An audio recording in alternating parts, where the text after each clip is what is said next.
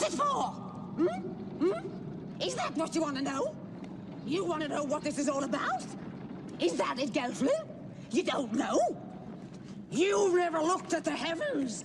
Everything in the heavens is here, moving as the heavens move. This is how to know when.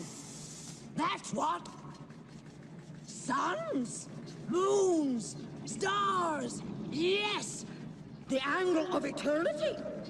That's how I know it's coming. How else can I make the prediction? 1,000 years ago, there was a great conjunction. I was there. 3 suns lined up. That's when the crystal cracked. That's when the Skeksis appeared. And the Mystics. Another great conjunction coming up. Anything could happen. The whole world might burn up. End of Aldra. Better have you showered before that, Gelfling. Now, ask what the Great Conjunction is. What's the Great Conjunction? What's the Great Conjunction? You tell me. The Great Conjunction is the end of the world. Oh, the beginning? End, begin, all the same. Big change. Sometimes good, sometimes bad. Ah, there it is. Gelfling knows nothing. Aughra, what do I do with the shard? Heal the Dark Crystal. But how? Questions, questions. Too many questions. You want a shard? Here.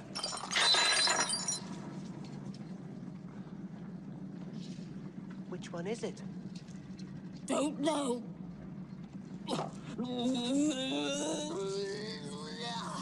Don't know. Ha. Listen, Gelfling. There is much to be learned, and you have no time. Tell me about Frank Oz. He's somewhat Jim Henson, obviously a magical guy, but Frank Oz is a special talent. I think Frank is very modest about it. He always defers to Jim and says Jim brought him into it, if you see what I mean, and encouraged him, spotted his talent again, but started to depend on him quite.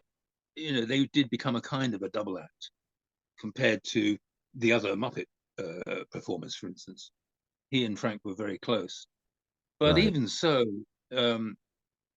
Jim was well, to give you an example, on Dark Crystal, because Jim was performing, he asked Frank if Frank would help him direct the movie and get us a co-credit.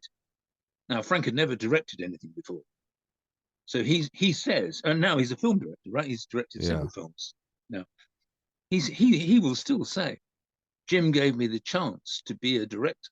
He gave me the job of being a co-director, so that I could practice, literally practice and learn how to be a film director. You imagine that? He's already Forty Bear and Miss Piggy, and Jim is still stretching him, still like getting him, you can do more than this. You can do more than this. And I know Frank has such deep respect for the fact that Jim cultivated him, if you want, like that. Yeah. I don't know Frank that well. It's nice to be on first name terms, but when you're filming, you're pretty busy. You don't chat much, especially when those two guys were both performing and directing. So I was on Jim's team, so I did get to talk to him a bit, but I was not on Frank's team. Funnily enough, Frank came up to me one day when I was doing Dying Emperor, and I think I was a bit nervous, so I was stuck in Jim's armpit doing the right hand of the character, and Frank just came over and said, "It's boring, isn't it?" And I said, No, it's fascinating. And he went, no, you're just doing one hand of a character. And I went, yeah, but it's exciting. He went, don't kid me. He said, I spent 2 years in Jim's armpit before they gave me my own puppet. He's also a pretty good actor. Remember him in Spies Like Us as the guy that has to administer the spy test for Chevy Chase and Dan Aykroyd. He's in Blues Brothers. He turns up in cameos everywhere. Yeah. He's actually he's a really nice man. He's a really sweet guy, and as I say, he did that chat to me was just to relax me. He didn't need to do that. That was just kind of kind. Just Give me kind. give me and don't we love that? Don't you love when somebody just takes the time out to do something kind?